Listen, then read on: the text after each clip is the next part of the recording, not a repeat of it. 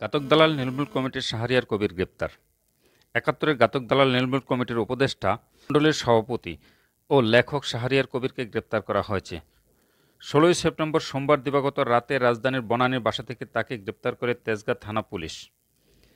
শাহরিয়ার কবির বাংলাদেশের একজন লেখক হিসাবে তার প্রধান পরিচয় রয়েছে। তিনি শিশু সাহিত্যিক, মানবাধিকার কর্মী, সাম্যবাদ, মৌলবাদ, ইতিহাস ও বাংলাদেশের স্বাধীনতা যুদ্ধকে কেন্দ্র করে ৭০টিরও বেশি বই লিখেছেন তিনি।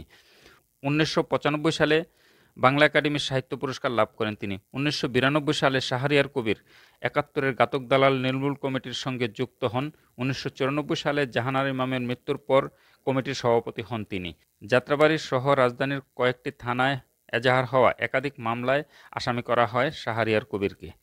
এছাড়াও হেফাজতে ইসলামের শিক্ষা ও আইন বিষয়ক যুগ্ম মহাসচিব মুফতি হারুন ইজহার চৌধুরী গত ২০ আগস্ট আন্তর্জাতিক ট্রাইব্যুনালে মতিঝিল শাপলা চত্বরে ২০১৩ সালে ৫ই মে হেফাজতে ইসলামের সমাবেশ ঘিরে মানবতাবিরোধী অপরাধ ও গণহত্যার অভিযোগে দায়ের করেন প্রধানমন্ত্রী শেখ হাসিনা সহ আরও ২৩ জনকে আসামি করে একটি মামলা। ওই তালিকাতেও শাহরিয়ার কবিরের নাম রয়েছে।